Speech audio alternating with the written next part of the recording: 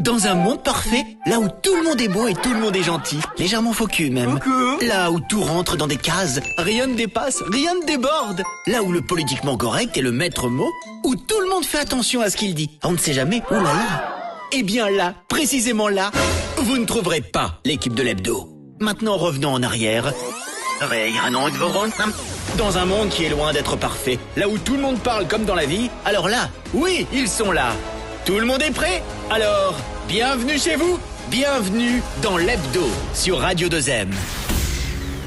Mesdames et messieurs, bonjour et bienvenue encore une fois dans l'hebdo, votre Mac du vendredi. Alors la voix au micro peut vous sembler un peu différente aujourd'hui et effectivement ce n'est pas la voix envoûtante de Madame Fethia Laouni qui lance l'émission, mais j'espère vous être tout aussi chaleureuse. Nous accueillons cette semaine le réalisateur Hicham Lasri à l'occasion de la sortie en salle de son dernier opus, Marrokia Hara. Et rappelez-vous, le film a été projeté en avant-première au FIFM en décembre dernier. Il raconte une histoire de résilience féminine dans la société marocaine, le tout teinté d'humour noir. Et tout ça, on va le découvrir dans un instant. Mais avant, nous allons parler de la Moroccan Chess Week et plus particulièrement du jeu d'échecs. Ce sport qu'on ne considère pas forcément comme un sport, mais qui est très populaire chez nous. Ça sera dans le billet d'Amine. Comme d'habitude, Rimel est allé vous sonder et sa question cette semaine c'est: si votre patron avait des difficultés financières, est-ce que vous continueriez à travailler?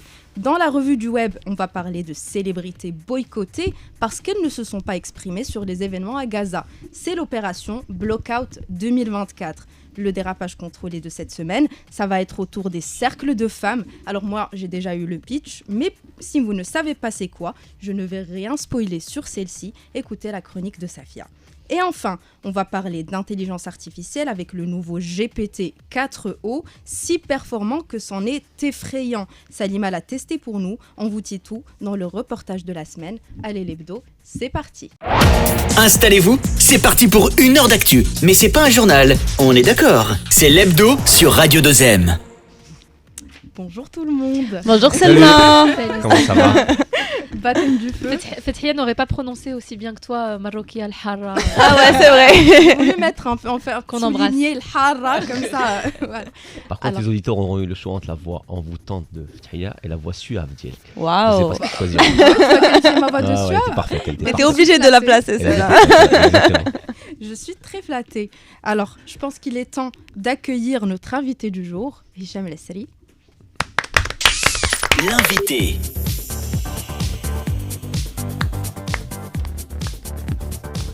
Bonjour Hicham. Bonjour. Ça va?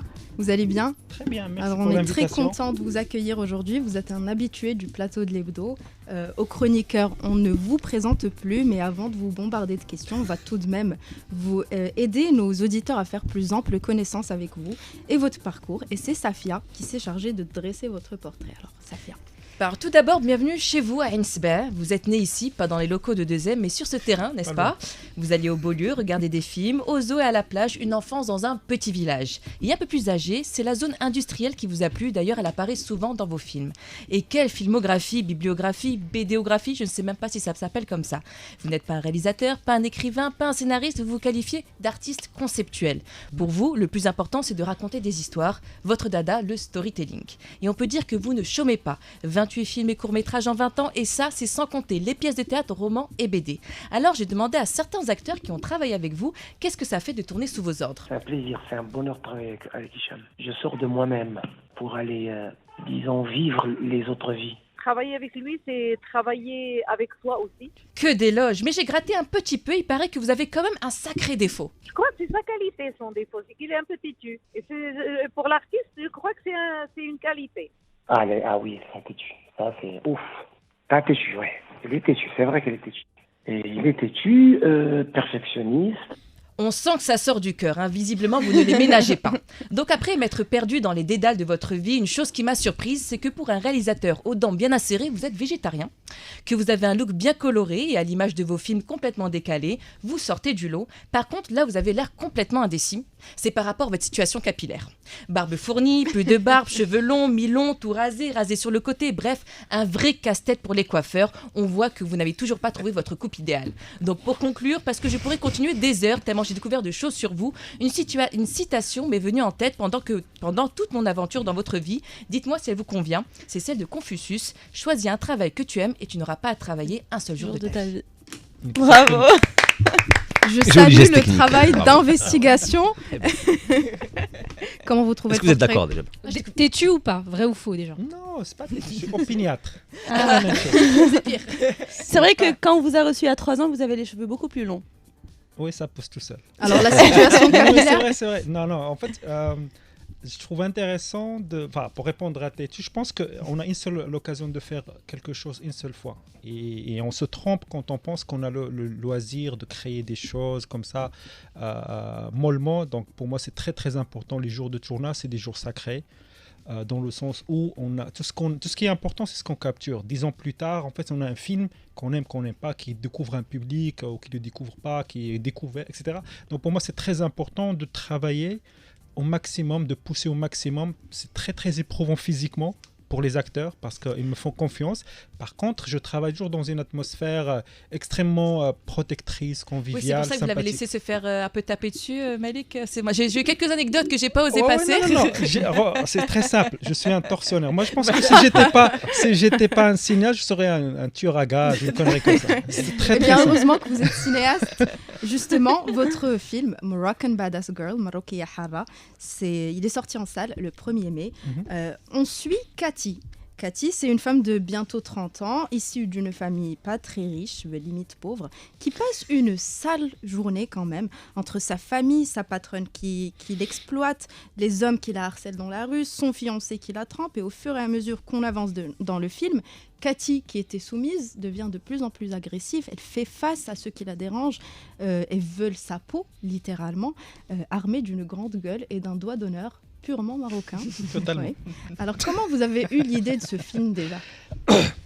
Merci pour la question. En fait, Moroccan Badass Girl découle d'une petite expérience narrative que j'ai fait en 2017. Je pense que ça s'appelait Bissara Overdose. C'était une sorte, pour moi, j'appelais ça portrait sociologique. Après, en fait, je trouvais que ça parlait qu'aux mecs, en fait. Ça parlait qu'aux hommes, les garçons, partout. En fait, je recevais vraiment beaucoup de feedback de garçons. Je trouvais ça un peu frustrant parce que je trouvais que pour moi, l'idée, c'était de traiter une société sur un prisme un peu ironique, un peu baver une butthead, tu vois. C'est-à-dire, l'idée, c'est d'être punk et de se marrer un peu, de tnaise. En fait, on a un concept qui est super intéressant. Qui est très marocain, tnaise. C'est très marocain, mais en fait, on a peur en fait, de l'utiliser parce qu'on pense que ça va nous enlever de l'intelligence, ou alors on ne pense pas qu'on est super intelligent, donc on a peur de ça.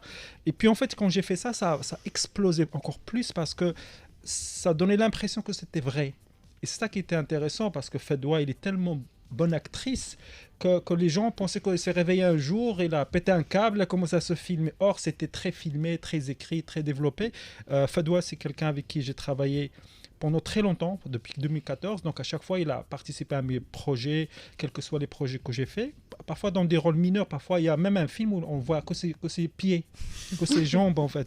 Donc, il a on appelle ça du fétichisme. Oui, toujours. Oui. Non, des pieds dans des sandales fabriquées avec une bouteille d'eau. D'accord. Donc, on l'entendait venir de loin. Donc, l'idée, c'était... En fait, et je trouve que c'est ça qui est intéressant parce que, justement, la question de... Pour moi, le truc le plus important quand on fait un film, c'est pas les idées, c'est pas l'écriture, parce que ça, on le fait dans son coin. C'est pas la séduction pour avoir de la thune, pour les faire... C'est vraiment avoir juste la confiance des acteurs et ils s'abandonnent. Même que parfois, ils ne comprennent pas ce qu'on est en train de tourner parce que ma manière de tourner peut être un peu...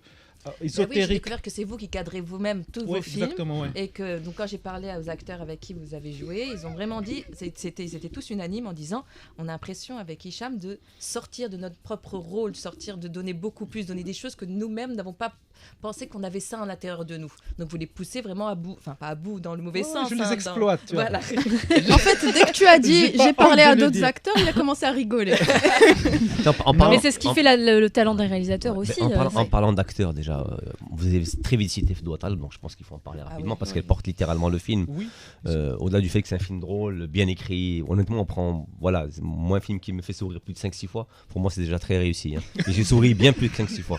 Mais Fdoua Taleb, on a l'impression que le rôle a été écrit pour elle. Alors, comment ça. Voilà, donc en fait, vous avez pensé à elle avant d'écrire le rôle. Pour terminer la généalogie, en fait, on a fait ça, on a fait Bissara Overdose, qui était pour moi portrait social. C'est comme c'est quand j'écris.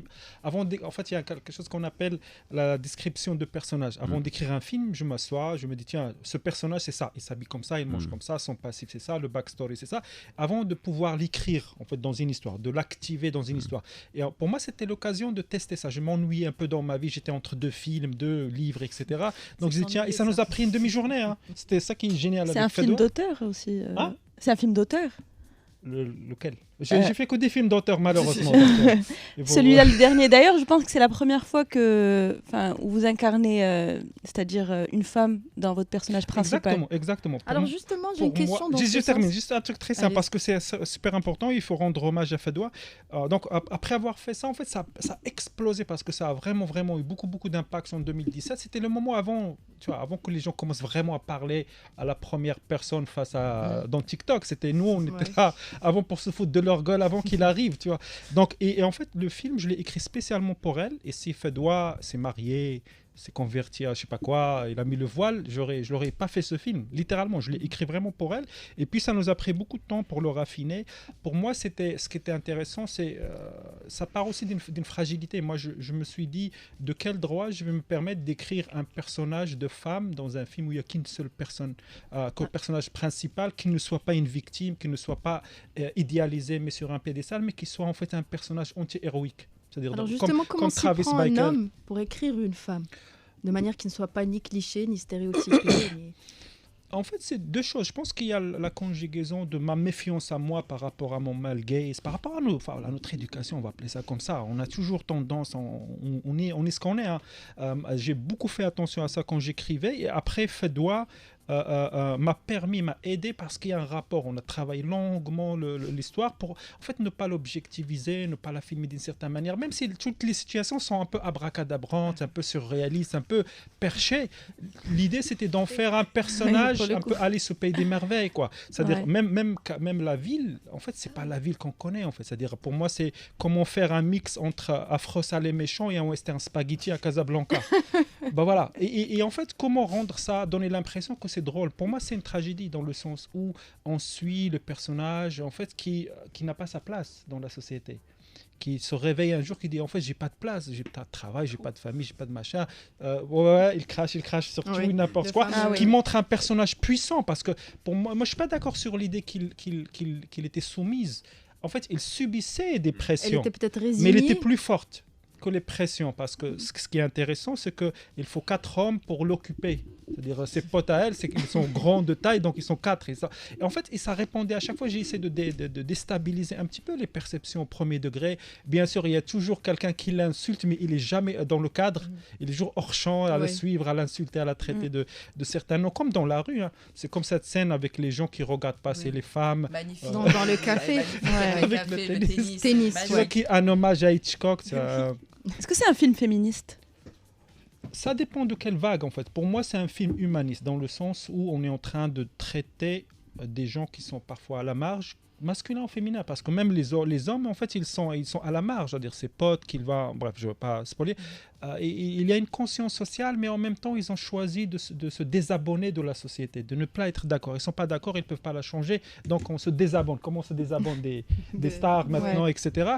Donc pour moi, c'est très important. Et l'idée, en fait, c'est vraiment de ne pas en faire un manifeste. Pour moi, c'était intéressant de montrer une sorte de Wonder Woman marocaine, dans un contexte un peu au milieu des Apaches et des Indiens et des crevards et des pilleurs et des trucs comme ça et des flics, etc.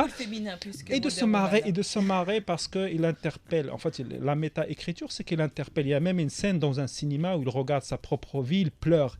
Pour moi, c'est ça, en fait. Ça cristallise cette idée-là, comment une histoire est à la fois un drame et une comédie. Alors justement, dans votre choix de narration, vous avez choisi d'amplifier certaines choses, des situations, des grimaces, des bruits de bouche. Parfois, on est captivé juste par ça. Et on se dit, peut-être que les situations sont un petit peu exagérées. Est-ce que c'est délibéré ?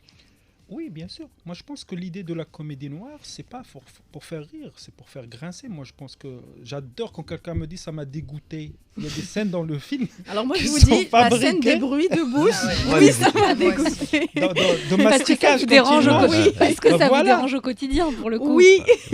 Bah voilà, moi je pense que l'idée c'est d'aller un petit peu dans les zones d'inconfort des uns et des autres et ça sort de ma zone de confort à moi aussi, c'est-à-dire moi je suis en train de braconner dans un récit de femme et de raconter des choses qui proches de la femme. Il y a même un monologue sur pourquoi la femme doit se raser les jambes, etc. Et l'homme il fait pas d'efforts. Là pour le coup on est dans le féminisme pur et dur en fait, mais en même temps l'idée c'était pas de faire aussi en fait pour moi ce qui était aussi intéressant c'est de montrer comment aussi la mère est le méchant de l'histoire. Ça contredit toutes les théories bien pensantes La de femme notre société qui perpétue en fait sur la famille. l'oppression et la misogynie ambiante peut-être. La mère, pas forcément la mère, c'est ça. Le méchant peut être ça, peut être le père, mais le père il est mou, le frère il est mou. Tous les hommes dans l'histoire ils sont mous. Et je trouvais intéressant un peu de challenger en fait les perceptions de base, les clichés de société. La famille c'est c'est la protection, c'est l'écorce qui nous protège de la réalité. De montrer non, c'est au milieu de la famille où la guerre est perdue ou gagnée en fait. Et c'est ce qui conduit justement peut-être à ces femmes à devenir des futures mamans, grand-mères méchantes aussi, dans la société dans laquelle on vit. Il y a un cycle. Moi, je pense qu'il y a un cycle. Et pour revenir à l'histoire pour moi, je voulais amplifier ça. C'est-à-dire, pour moi, ce qui m'intéresse dans le cinéma, c'est l'expérience sensorielle. C'est-à-dire, si je réussis à faire un peu sourire, à avoir un pincement de cœur quand il chante Raja, l'hymne de Raja, et en fait à dégoûter un peu, ça veut dire que j'ai activé au moins 3 sens, 4 sens, et du coup en fait c'est un engagement parce qu'on a parfois l'habitude qu'il faut faire des films que pour plaire, et moi je pense qu'à partir du moment où on est dans la plaisance, en fait on est aussi dans l'oubli. On est dans la facilité, on est dans des choses qu'on rentre dans un film, on regarde et on sort, on n'a rien retenu. Moi, je pense qu'on a besoin d'un art qui soit un peu plus abrasif, qui fasse un peu, voilà, ça ne laisse pas indemne. Et de toutes les manières, la référence dans le film, c'était comment un peu combiner aussi Marcel Deschamps, la référence à Marcel Deschamps, c'est-à-dire dans le film, on voit plus de poubelles que d'acteurs. Oui. C'est-à-dire à deuxième, à côté, il y a un rond-point, il y a 4 poubelles au milieu. Mais paradoxalement, votre film. Le rond-point, c'est la poubelle. Les gens qui vivent à Casablanca, comme nous tous, enfin la plupart de nous tous, vont être un peu étonnés parce que pour une comédie sombre, paradoxalement, votre film est très, très coloré, je trouve. Exactement. Est-ce que vous l'avez voulu comme ça et pourquoi? C'est ma première question. Contrairement par exemple à un film comme Casa Negra de Khmari, on a l'impression que vous êtes vraiment l'antithèse de ce film-là. Donc c'était pourquoi. Et la seconde, votre référence au foot, parce qu'effectivement vous avez parlé de l'hymne de Raja qui est... Donc j'aimerais savoir pourquoi de la référence en particulier, effectivement. Pourquoi pas Louis Dent? Pourquoi aller sur cette référence en particulier? Ok. La première des choses, c'est que pour moi, il n'y a pas d'évidence. C'est-à-dire la différence entre moi et Nordine, par exemple, un pote, c'est qu'il n'est pas de Casa. Moi, je suis né à Casa, je suis né pas loin. Je pense qu'il y a 2 ruelles à côté, donc je connais très bien Casa. Donc il y a une méta-réflexion sur la ville. On n'est pas en train de dire c'est dangereux, c'est machin. Moi, je trouve ça cliché. Ce que je trouvais intéressant, c'est que dans une quête, parce qu'il va plutôt à pied, tu vois, il y a un triporteur à un moment donné avec quelqu'un qui porte un poisson, mais dans le fond, il va marcher à pied d'un côté, d'un endroit à un autre, il traverse la ville, il est poursuivi par un nain, par les flics, par tout le... Le nain m'a beaucoup fait rire, etc. Et en fait, moi, je trouvais intéressant toujours de contrarier en fait le vibe de base, c'est-à-dire on montre des choses un peu dures, mais l'idée c'est de les montrer un peu d'un côté cartoon. Parce que ça permet d'absorber les choses plus facilement. On n'est pas là que pour choquer. Moi, ça ne m'intéresse pas que choquer parce que c'est une non-réflexion. Choquer les gens, c'est très facile en fait de choquer les gens. On va citer activer 2-3 mécanismes, ça va marcher tout seul. Ça, c'est la première des choses. Donc pour moi, et puis aussi parce que le film, c'est une lettre d'amour à un certain Casablanca qui n'existe plus maintenant. Même là, on a tourné, la cité Cosima n'existe plus en fait. C'est-à-dire, on voit une sorte de ville et derrière, il y a une montagne, une usine en fait énorme. Et en plus, il pleut le sucre dans cet endroit-là, c'est génial. Donc, la deuxième question, j'ai oublié. C'est par rapport au foot. Ah, moi, je pense que l'autre idée qui était pour moi fondatrice, c'est comment pop-artiser certaines choses, en fait. C'est-à-dire montrer la brosse Tazi à un moment donné, en utilisant les couleurs. Et en fait, tout le film, même le t-shirt de Fedouard, c'est une référence en fait, c'est-à-dire tout le monde pense que c'était un t-shirt de Motorhead, ça prend le logo de Motorhead mais ça écrit But Her Head. Voilà. En fait, pour moi il y a que des références un peu pointues à ça, et pour moi Raja fait partie de cette pop culture, c'est-à-dire l'hymne au Raja, c'est comment transformer quelque chose qui qui a sa place en fait, qui est créé pour une utilisation X et après on le détourne. On peut dire la même chose de l'utilisation des chansons nationalistes. Quand il se fait un peu tirer par terre, voilà, et plein. Les chansons revendicative, c'est du rage, hein. C'est Blazid Money, c'est... Exactement, mais exactement. C'est un cri de pas cœur. Qu'au Maroc, hein. Pas qu'au Maroc. C'est un cri de cœur, mais en fait, c'est instrumentalisé dans le cadre d'une fiction pour dire autre chose, mais en même temps, ça dit ça, c'est-à-dire, elle fait partie de cette masse de personnes qui ne sont pas d'accord, qui le formulent, c'est créé par quelqu'un. Marginalisé. Bien sûr, bien sûr. Moi, je pense que moi la plus belle période de cinéma, pour moi, dans l'histoire du cinéma, c'est les années 70 parce qu'il y a la jonction entre les producteurs, ils ont un peu lâché l'affaire. Et avant l'arrivée du bling des années 80, il n'y a que des anti-héros. C'est-à-dire qu'on regarde Orange Mécanique ou The Conversation ou qu'on regarde Taxi Driver, c'est des personnages anti-héroïques. Exceptionnels, c'est-à-dire tous les personnages de Dustin Hoffman, Serpico, etc. Pourquoi ? Parce que ça, c'est des révélateurs de société. Ça nous permet de voir une société sans qu'on soit au premier degré. Parce que moi, je suis toujours fatigué quand je vois un film qui parle de la liberté d'expression au Maroc. J'ai toujours l'impression d'assister à quelqu'un qui ne sait pas de quoi il parle et qui va en parler quand même et ça va prendre 2 heures. Et ça, ces 2 heures, je ne vais pas les récupérer parce que c'est un pote et que je suis allé voir son film, tu vois, ça fait chier.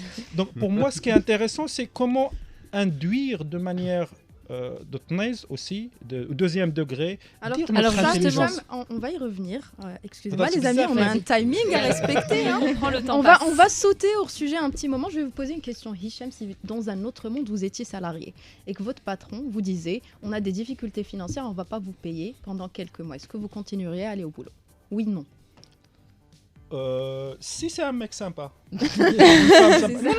Non, c'est une question de loyauté parce qu'en fait, moi, quand j'étais jeune, quand j'étais à la fac, j'avais des petits boulots. Je travaillais à l'usine, au milieu des gens, etc. J'ai fait ça pendant longtemps. Et c'était vraiment une expérience extrêmement intéressante parce que c'est une société dans la société avec ses codes et tout ça. Et la différence, c'est les personnes avec qui on travaille. On est dans un rapport de collaboration. Il y a de l'empathie, en fait. C'est-à-dire, c'est les gens, ils sont là aussi humainement. Bien sûr, tu dis bonjour à n'importe qui, il va te répondre. Et ça fait partie aussi de notre culture. Et l'idée, c'est de s'entraider. Moi, je pense que si c'est la personne... Écoutez, votre réponse, elle est très sympa, hein, je trouve. Mais là, on va voir ce que les Marocains ont répondu. Rimel, tu es allé leur poser cette question. Exactement. Vas-y. La Walkwoman.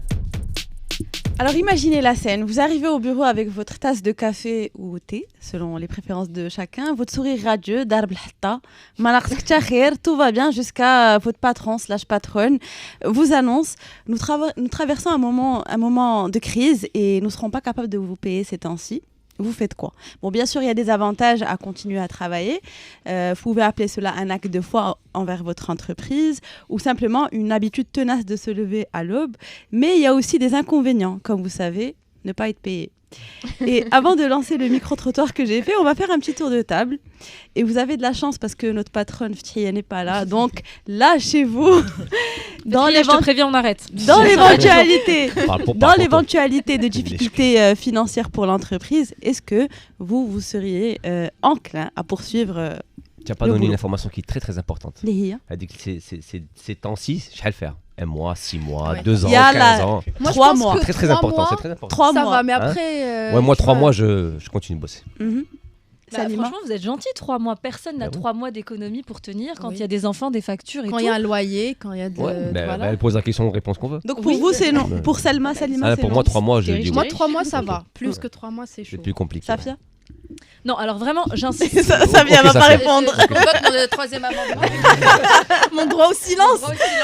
Non, mais c'est vraiment au cas par cas. Effectivement, ça dépend de ton patron. Si c'est quelqu'un de bien ou pas. Ça dépend du passif que tu as avec. Et puis si tu crois en lui, et puis si tu es sûr d'obtenir ton argent à la fin. Parce que si tu bosses 6 mois et que derrière tu n'as rien du tout, c'est un peu plus compliqué.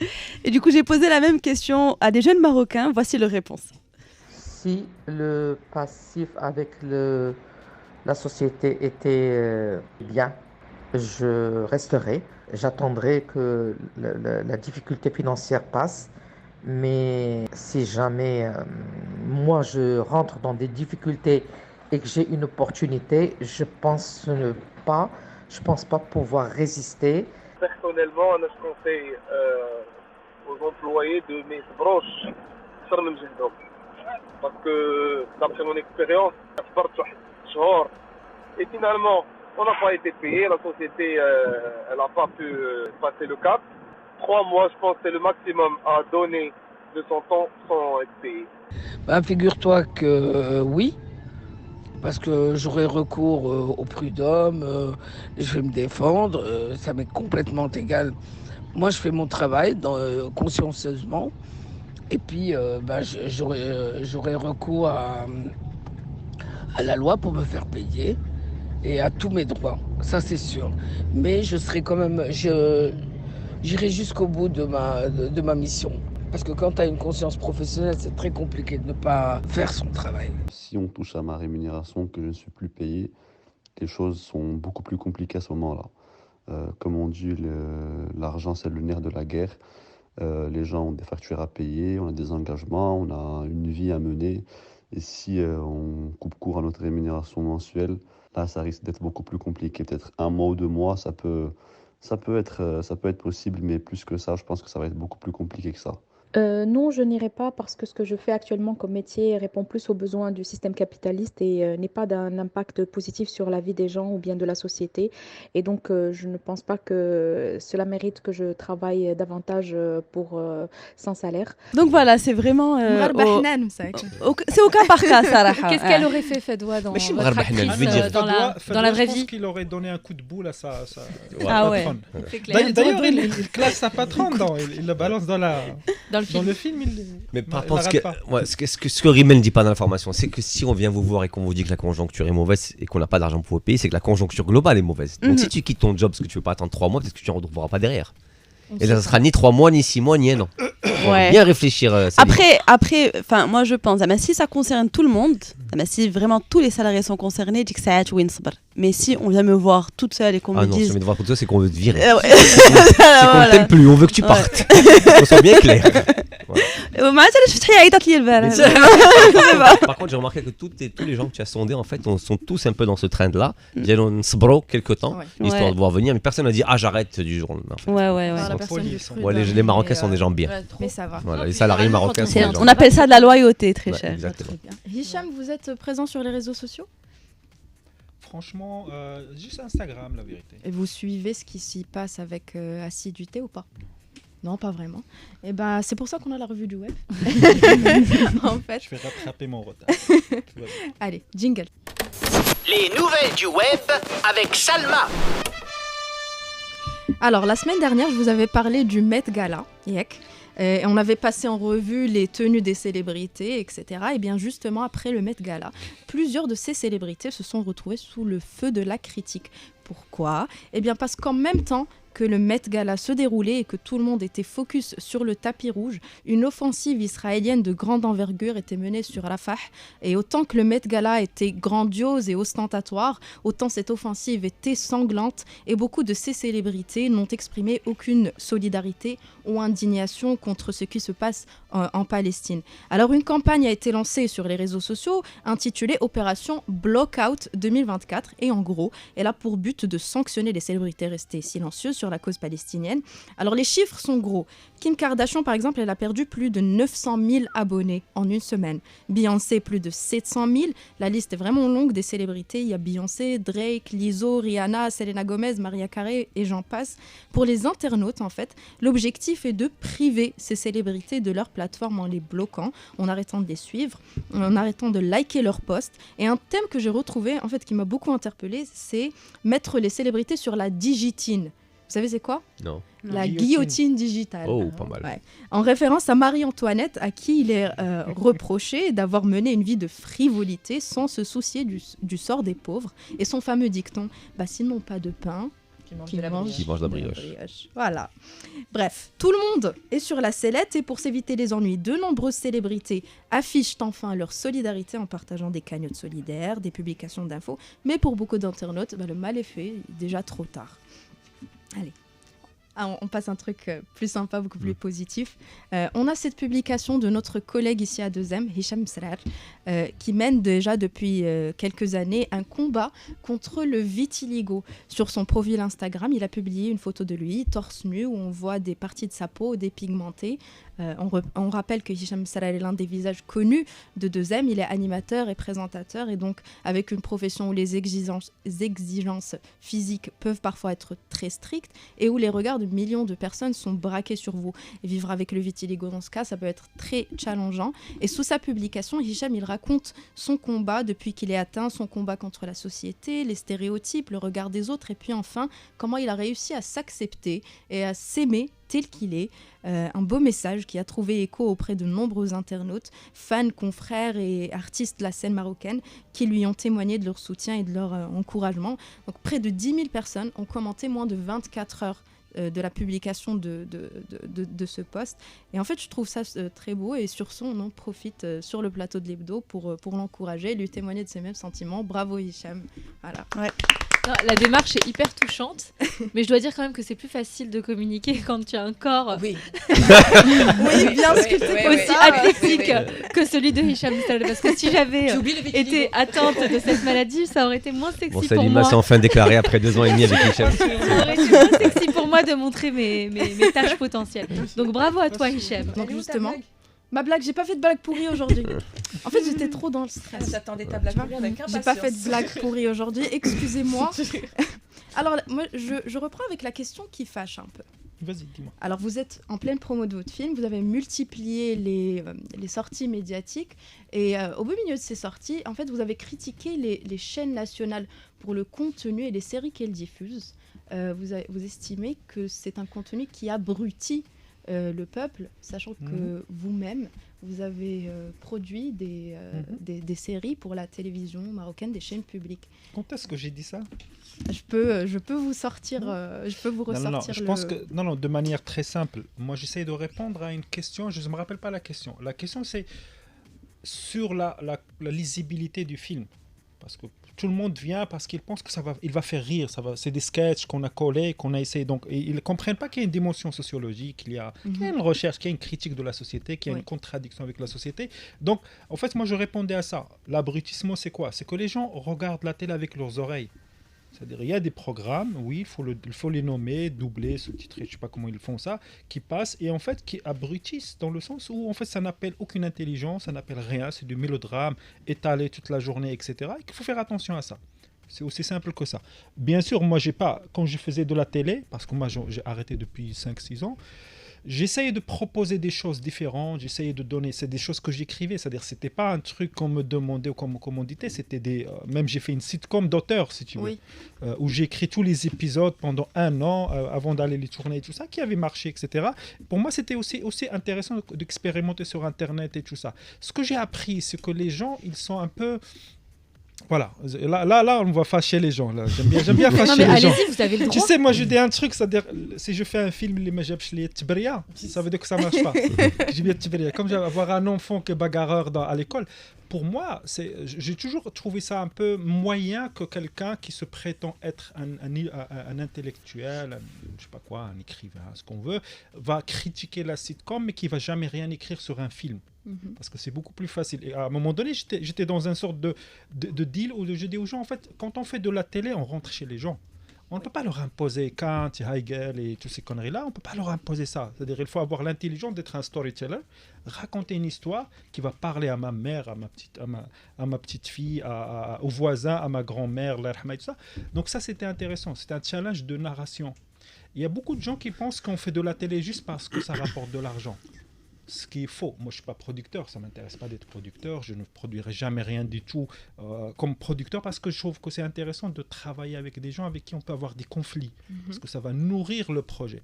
Ce que je trouvais intéressant, c'est qu'à un moment donné, les gens qui vont critiquer ça, c'est-à-dire les pseudo-intellectuels ne vont jamais affronter une œuvre de fiction. C'est-à-dire, c'est toujours très marrant de voir ce qu'ils s'écrivent sur les films. Je ne parle pas des miens, je parle de films de Fawzi Ben Saïdi qui vient de sortir, ou de Asma El-Moudir, etc., qui ne durent pas très longtemps dans les salles parce que le public n'est pas là. C'est ça le problème. Mon film, avec Fedwa, avec un malentendu, ça va marcher, tu vois. Et c'est en train de marcher. parce que les gens vont penser que c'est drôle au premier degré. Moi, j'ai jamais fait ça. Je suis pas quelqu'un de drôle. Ça m'intéresse pas d'être léger. Moi, ce qui m'intéresse, c'est de poser en fait une question dialectique et de laisser les gens s'engueuler entre eux. Et ça arrive. J'ai même posté sur Instagram une jeune femme qui a fait un truc super beau où il a insulté le film, que je trouvais ça tellement beau parce que ça sortait tellement du cœur. Et c'était vrai, c'est sa manière de voir. Il faut l'accepter. Vous pensez à votre... Pardon, allez-y. Donc, juste par rapport à ça, donc, ma critique, elle est orientée pour un truc très précis. C'est-à-dire, moi, je ne suis pas en contradiction par rapport à ça. Je pense qu'il faut qu'on traite la culture, la création, comme on traite le foot. De manière très simple. Et il faut qu'on mette plus de moyens, qu'on mette les bonnes personnes. On met plus de moyens, on y croit plus. Nous, on est encore dans un pays, c'est-à-dire, moi, mes combats pour défendre mon travail, c'est-à-dire, mon deuxième long métrage est très simple. En 2013, ça s'appelait C'est eux les chiens, Homoul Kilab. Et en fait, beaucoup de gens ont pris ça au premier degré. Ils n'ont pas compris que c'est un point de départ pour raconter une saga sur le Maroc qui évolue, une saga sur le Maroc qui va se réconcilier avec... Non, ils vont s'arrêter sur ça. Et ça m'a attiré tellement d'ennuis, mais généralement par des gens qui sont peureux, qui ne sont pas aventuriers, qui ne sont pas ouverts d'esprit, qui ne réfléchissent pas sur la vérité. Je ne peux pas faire un film sur le Maroc sans que ça vienne d'une vérité. Et tous les films que j'essaie de faire, ça vient d'une vérité. Même si ça blesse, même si ça embête les gens, il faut le dire parce que à partir du moment où on n'est pas conciliant avec nos défauts, c'est qu'on ne va jamais les réparer. On ne faut pas être conciliant avec nos maladies, notre mauvaise foi, etc. Alors, il faut rentrer justement, dans le vous dites que vous ne voulez pas choquer, vous ne voulez pas émerveiller, vous voulez susciter le débat, etc. Susciter des questions, pardon. Est-ce que vous réfléchissez à votre prochain long métrage ? Quel est le sujet que vous voudriez évoquer ? C'est déjà fini mon prochain long métrage. Le prochain ? C'est déjà terminé, oui. Ah, ça s'appelle Thank You Satan, ça parle de... C'est mon premier film. Attends, est-ce que c'est une info exclusive qu'on a sur les deux ? Oui, bien sûr. C'est exclusif. Il est monté parce que vos montages durent très longtemps. Est-ce qu'il est monté ? Il est monté, il est fini, il est bloqué. Non, je l'ai tout. Alors racontez-nous. C'est mon premier film en langue française. Parce qu'il y a aussi des choses à régler. Avec un titre en anglais. Bien sûr, toujours. Le sens de la contradiction. Moi, tous mes films, ils ont des titres en anglais et en arabe. Il n'y a pas de film avec un titre en français. Pour moi, pour questionner ça, alors que je suis un écrivain francophone. Okay. Voilà, on va chercher les problèmes quelque part. Donc, pour moi, juste la cohérence, c'est suffisant. On n'est pas besoin de chercher les problèmes. Un peu de cohérence, j'aime bien.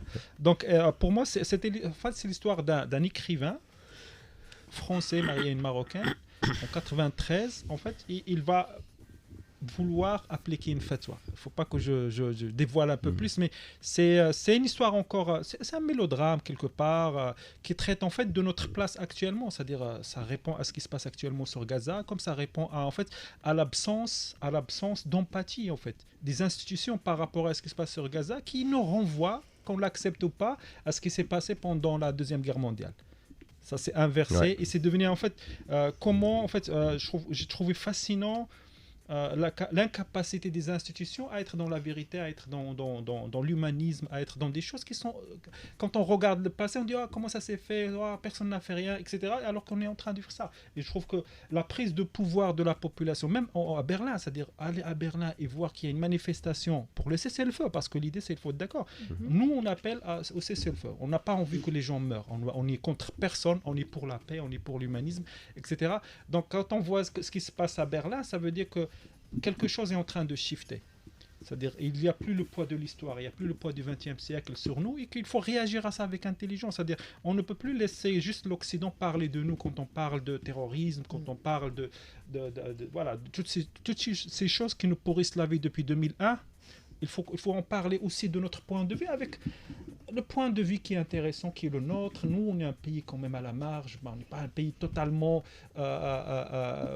phagocyté par ce qui se passe dans le monde arabe, etc. Et c'est une position à la fois de outsider, mais en même temps, c'est une privilégiée. Donc, l'idée, c'était de raconter ça. Alors, Hicham, vous qui êtes réalisateur, quel est votre regard sur l'utilisation de l'intelligence artificielle dans votre métier ?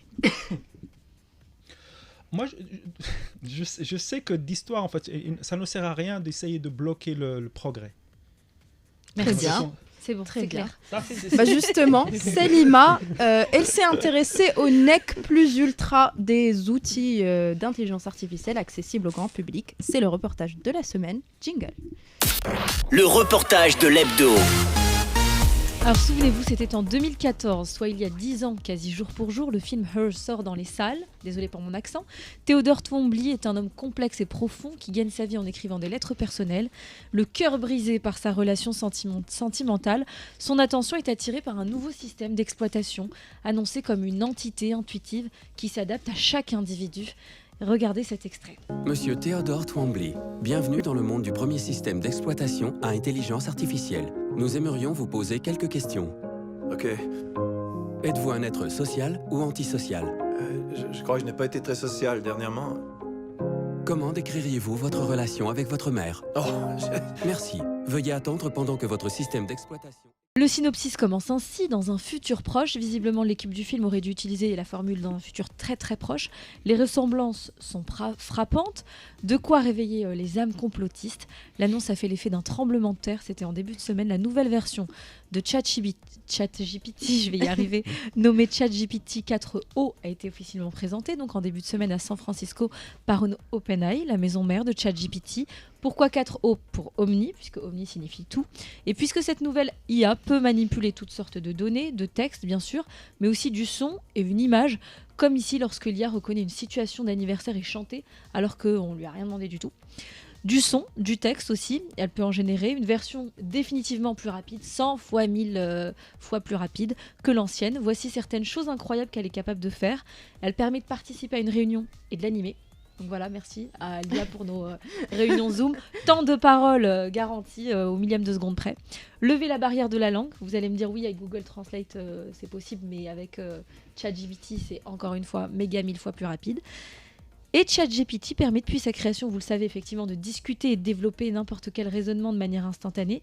Mais parmi les autres nouveautés que je retiens, regardez, écoutez, ça peut radicalement changer le quotidien des personnes malvoyantes. Hop, un coup de caméra et l'IA décrit au détail près. Is the king in residence at the moment? Yes, it looks like the king is in residence right now. The Royal Standard flag is flying above Buckingham Palace, which is the signal that the monarch is present. Ce qui se trouve devant vous, un monument, son histoire, un drapeau, je trouve ça absolument fantastique et ça prend effectivement une microseconde. Et cette forme d'utilisation traduit parfaitement le tweet de Sam Altman, finalement le directeur général d'OpenAI, qui a expliqué sur X vouloir une IA que d'autres personnes utiliseront ensuite pour créer toutes sortes de choses étonnantes dont nous bénéficierons tous, et je le rejoins complètement. Regardez cette autre fonctionnalité qui ouvre la voie à de belles découvertes potentiellement pour les archéologues, les historiens. Regardez la capacité de l'IA à transcrire ce document du XVIIIe siècle en une fraction de seconde. Imaginez les millions de pages qui n'ont pas encore livré tous leurs secrets à travers le monde. Donc il y a de quoi être bluffé, positivement ou négativement. Pour d'autres, je comprends que l'IA puisse avoir des détracteurs, mais force est de constater que l'on franchit un pas technologique qui nous entraîne finalement dans un monde complètement nouveau. On reprochait à ces chatbots d'être trop froids, pas humains, oui, bon, d'accord, ils ne le sont pas, mais ChatGPT 4o laisse place à l'humour et au sarcasme. L'IA comprend toutes les émotions de l'interlocuteur. Elle est capable de les utiliser elle-même dans ses réponses. Regardez sa réaction lorsque l'utilisateur lui montre son chien, juste lui montre son chien par caméra. Great job hailing that taxi. It looks like you're all set to go. That's a good dog right there, leading the way into the taxi. Dans la foulée, Google riposte. Avant-hier, le géant a présenté Alphabet et annonce lui aussi des nouveautés. La semaine prochaine, Microsoft va emboîter le pas, le 20 mai, voilà, donc la semaine prochaine. Préparez-vous donc à être fasciné, pétrifié ou attention, le pire, charmé, comme Joaquin Phoenix dans Her. En fait, j'ai l'impression qu'on n'aura plus rien à faire dans le futur. C'est une horreur. Moi, je veux juste rappeler. C'est une horreur. Je dis ce que je veux. C'est le principe de la liberté d'expression. Je dis donc que c'est une horreur et j'aimerais te répondre sur une chose et te renvoyer un film qui s'appelle Terminator, où le mec est très très drôle, mais il n'en reste pas moins un tueur implacable et horrible. Voilà. Non mais attends, la différence, Terminator. La différence avec Cyberdyne, c'est qu'il y a 3 entités, ils vont se bagarrer entre elles et nous on va passer des vacances tranquilles. Nous on va rien faire parce qu'on sera plus là.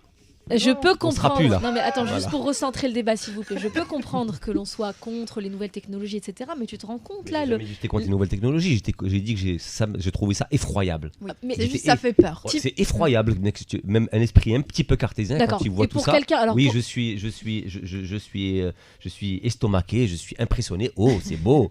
Salima, qu'est-ce que c'est bien Alors, raconté attends, ton et pour histoire. les historiens, Mais pour c'est les personnes effroyable. malvoyantes, Voilà. que dis-tu à ce Oui, sujet? je suis très content pour ces gens-là, mais je reste persuadé que ce produit-là n'est pas fait que pour ça. Je te le répète encore une fois, si tu parles d'humour et d'émotion et que c'est drôle, va voir Terminator Après- quand il dit hasta la vista baby, ben il n'en Après, a pas moins c'est qui l'utilisation qu'on en qu'il a fait derrière. C'est dézingué vrai qu'il faut être 450 prudent. personnes avant D'ailleurs, et qui t'en tuent TikTok, autant. pour la petit détail qui a toute son importance, TikTok a publié un communiqué il y a 2 jours pour forcer les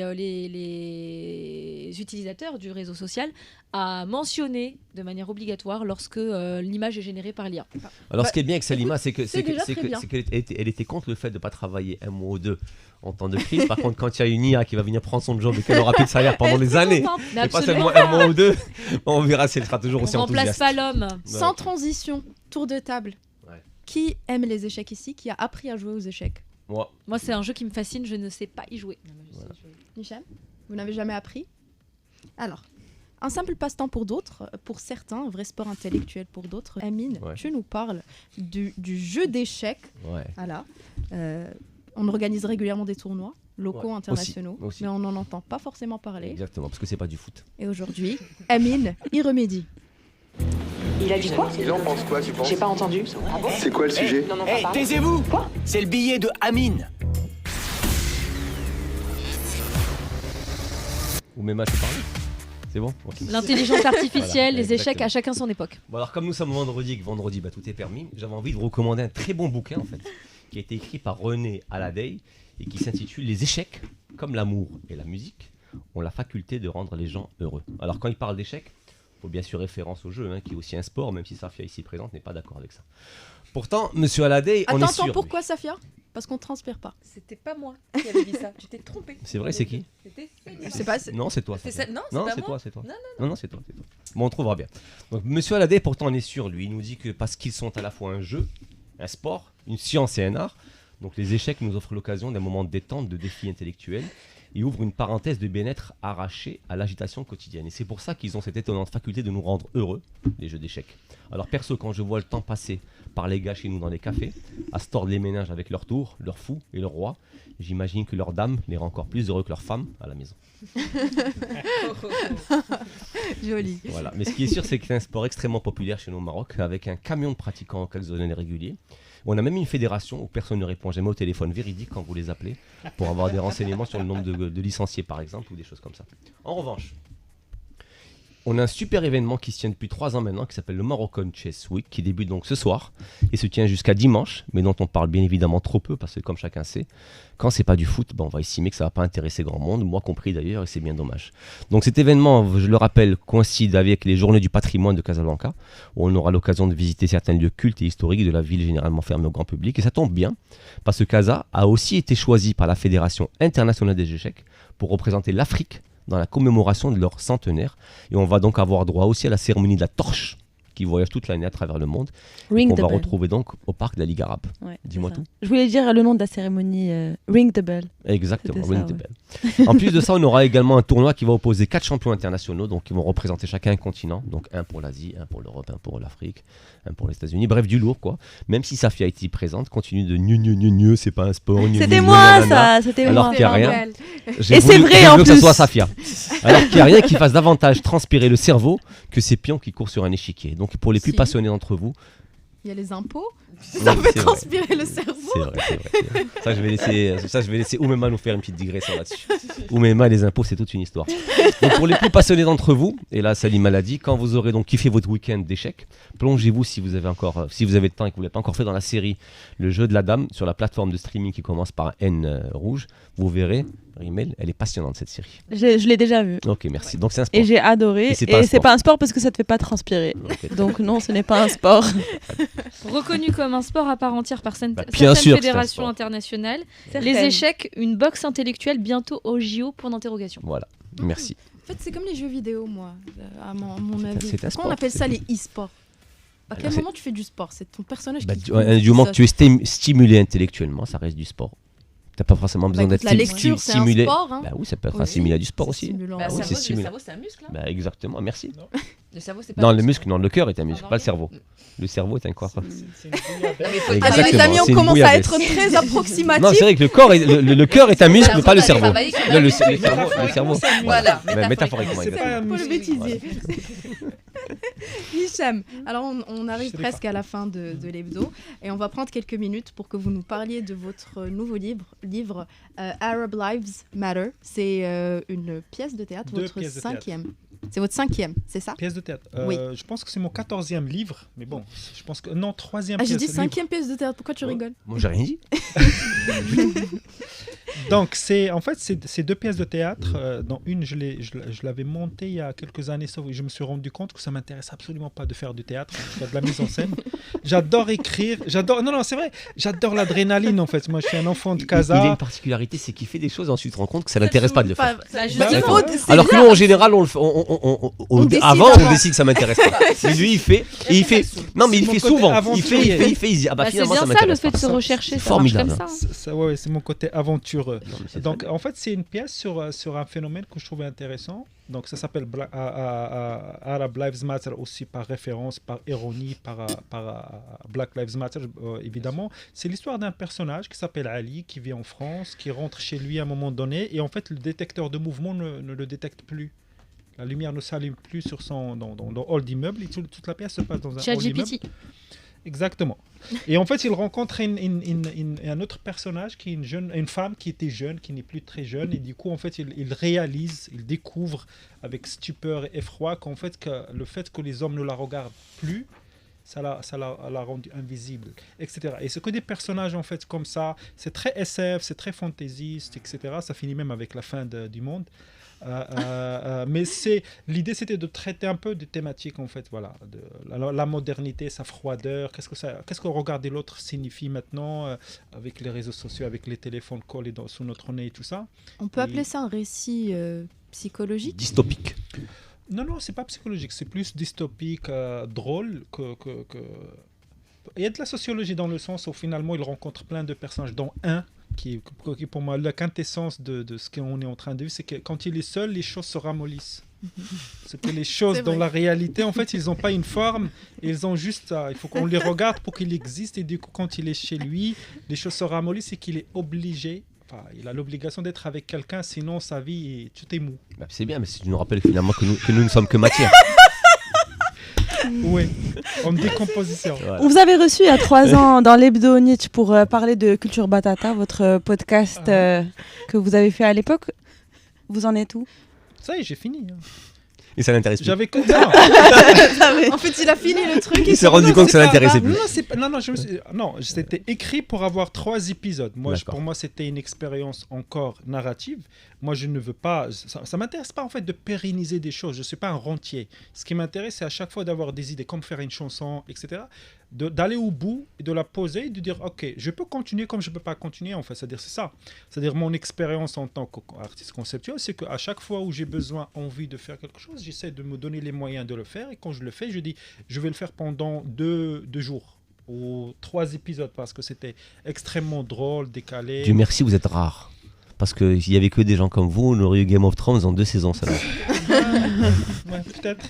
Est-ce que vous pouvez rapidement, s'il vous plaît, nous raconter une anecdote de tournage que vous avez vécue dans le cadre du tournage du dernier film? Ah, ok. Ouais. Non, forcément, ça va être au détriment de la pauvre Fadwa Taleb. Ah oui, j'imagine bien. En fait, Fadwa, je lui donnais le scénario genre 6 mois avant et je lui dis, écoute, faut se mettre en condition physique, tu vois, se préparer. Il m'a dit, ouais, t'inquiète pas et tout ça. Il faut se préparer. On va courir longtemps, ça va durer très longtemps. Je fais 14 prises à chaque fois et je cours 2 km, tu vois. Ça va pas être... Moi, je fais du sport tout le temps, donc porter la caméra qui pèse 15 kilos, courir derrière un comédien, ça, je le fais tout le temps. Et en fait, ce qui s'est passé, c'est que la première semaine de tournage, il était tellement fatigué qu'il dormait pas entre les prises, pendant la pause. Les gens allaient pour bouffer, rigoler, décompresser. Elle, il dormait. Et on l'a réveillée, elle était malheureuse comme les pierres et elle repartait en cours. Mais en fait, il l'a fait avec beaucoup de bravoure. Et je lui dis, I told you. Je t'avais prévu. Fadwa, c'est une jouisseuse, il ne va pas faire du sport. Hein.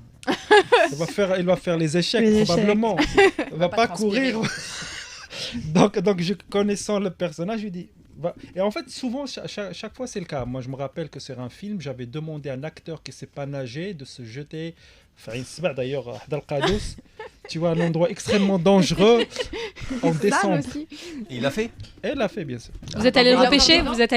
Ouais, j'avais prévu. J'avais appelé mon frère qui est une très très bonne... Enfin, on a grandi à côté de Raha, donc on est... Ah, vous connaissez le spot. Vous connaissez le spot. Bah ouais. Donc, je lui dis, écoute, s'il se noie, tu le tires. Il a continué à retravailler avec vous? Bah oui, il a gagné plein de prix.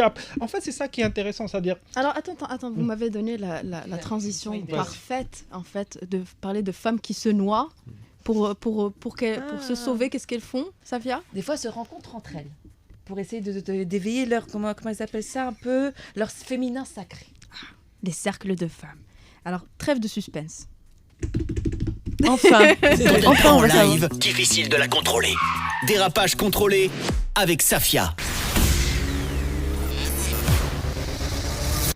Alors, j'aimerais, avant de débuter cette chronique, qu'on prenne le temps de fermer les yeux, d'inspirer par le nez, d'expirer par la bouche, que l'on sente son estomac se remplir d'air, être conscient de l'air qui rentre et qui sort, donnez-lui une couleur, une forme, et j'aimerais qu'on fasse ensemble un hum. Vous êtes prêts? Oui. Ça ne va pas, n'est-ce pas? On n'est pas crédible. Je sais, même moi j'ai du mal à y croire. Hein. J'ai participé à un cercle de femmes. Avant ça, je ne savais même pas ce que c'était un homme. Alors un cercle de femmes, c'est quoi? Je ne saurais même pas l'expliquer, donc j'ai demandé à un centre qui propose ce genre de regroupement, si je peux dire ça comme ça.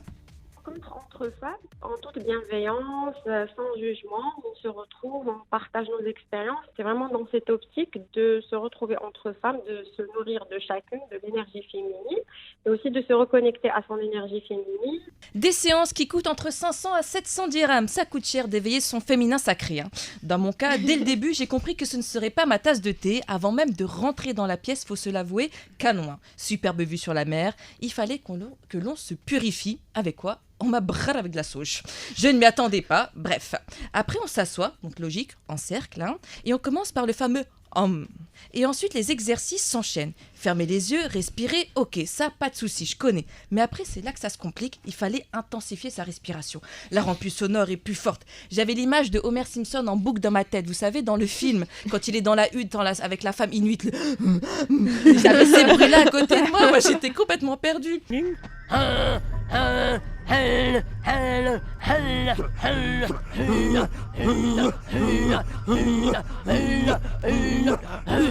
Donc entre nous, moi-même, après toutes ces respirations, je n'ai eu aucune révélation. Après, on devait toutes laisser notre corps s'exprimer. Certaines ont dansé, d'autres ont crié, d'autres ont pleuré. Moi, j'étais perplexe. Mais le summum du summum, c'est quand on a fini et que l'on devait fermer le cercle. Oui, vous avez bien entendu, il faut fermer le cercle. Donc chacune de nous devait dire quelques mots. L'une d'entre elles a dit: écoutez, je suis très contente d'avoir vécu cette expérience. J'ai retrouvé mes couleurs. Le vert, le jaune, bon, le marron, non, mais ce n'a jamais été ma couleur. Mais moi aussi, je veux voir des couleurs dans ma vie. C'est pas juste, j'aimerais voir du rose au-dessus de Emine, du marron à côté de toi, Selma, je sais pas. Bon, bref, je dérape.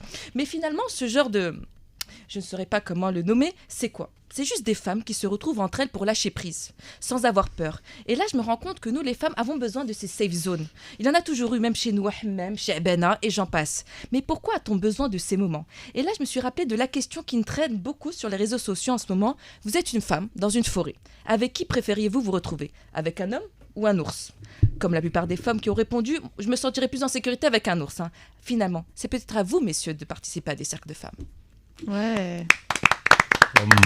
Alors, je n'irai pas, mais je soutiens toute personne qui souhaite y aller. Totalement. Parce que chacun fait ce qu'il veut après tout, si ça peut permettre à des femmes de se sentir mieux. Et pour la petite anecdote, j'avais participé à un atelier similaire, mais cette fois-ci, c'était l'atelier du rire. Et donc, il y avait 15 personnes dans une pièce, et il fallait se forcer à rire. Et à force de voir des gens rigoler, oui, tu rigoles. Tu rigoles. À quelques minutes avant la fin de l'hebdo, et Hicham, vous devez nous dire, en fait, votre titre musical préféré. Et pourquoi? Un titre que vous avez utilisé dans l'un de vos films ou pas du tout? Non, pas du tout. Non, mon dernier film, on a utilisé la chanson de Léo Ferré, Tant que Satan. Voilà, là encore, d'accord avec lui-même. Donc, j'ai eu la chance de discuter avec son fils qui nous a accordé la chanson. La chanson, elle a un rôle majeur dans la narration du film. Non, ça c'est un groupe que j'ai découvert il n'y a pas longtemps, la vérité. Moi, je n'ai jamais été très chanson française, à part Christophe et 2-3 trucs comme ça, un peu pointu, un peu électro, un peu à la marge. Et c'est un groupe qui s'appelle La Femme. Et donc, la chanson, c'est Elle t'aime pas. Il n'y a pas de message à personne, hein. Mais j'adore cette chanson. Je l'écoute en boucle. Je suis des gens obsessionnels, donc je la...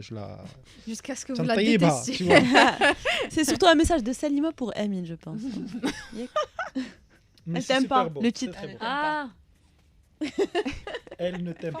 Et bien sur ce, je vous dis merci les amis d'avoir été patients aujourd'hui. J'ai pris beaucoup de plaisir. Nous aussi, ça animer l'hebdo avec vous aujourd'hui. Et bravo. On regarde tous la caméra. On dit coucou Ftahia. Salut. Et on finit sur La femme, elle ne t'aime pas. Mais nous, on vous aime. Vivre avec vous.